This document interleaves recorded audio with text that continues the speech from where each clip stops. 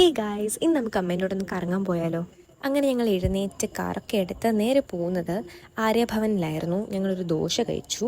എന്നിട്ട് അവിടെ നിന്ന് നേരെ പോകുന്നത് പത്മനാഭ സ്വാമി ക്ഷേത്രത്തിലാണ്.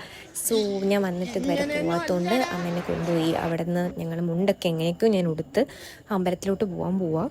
നല്ല വെയിലുണ്ടായിരുന്നു, അൺസഹിക്കബിൾ ആയിരുന്നു വെയിൽ. അത് കാരണം അവർ വെള്ളമൊക്കെ ഒഴിക്കുന്നുണ്ടായിരുന്നു, അതൊരു ആശ്വാസമായിരുന്നു. അങ്ങനെ അവിടെ നന്നായിട്ട് തൊഴുത് ചൂടത്തൊരു സെൽഫി എടുത്ത് ഞങ്ങൾ നേരെ പോത്തി സ്വർണ്ണമഹലില പോയത്. എൻ്റെ ചെയിൻ പൊട്ടിയിരിക്കുന്നതുകൊണ്ട് അതൊന്ന് ചേഞ്ച് ചെയ്യാനായിട്ട് പോയി.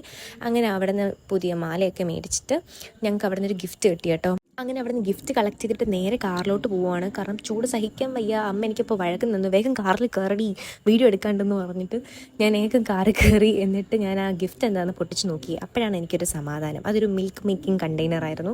എന്നിട്ട് ഞങ്ങൾ നേരെ ഒരു മോര് കുടിക്കാൻ, അതെൻ്റെ ആവശ്യപ്രകാരമാണ്. ഞാൻ ആക്ച്വലി ഒരു മോര് ഫാനാണ്, ഭയങ്കര ഫാനാണ്. ഞാൻ എപ്പോഴും കുടിക്കുന്നൊരു സംഭവമാണ്. നെല്ലിക്കയൊക്കെ ഇട്ട് നല്ല അടിപൊളി മോരായിരുന്നു. എന്നിട്ട് നമ്മൾ നേരെ തിരിച്ചു വന്നു.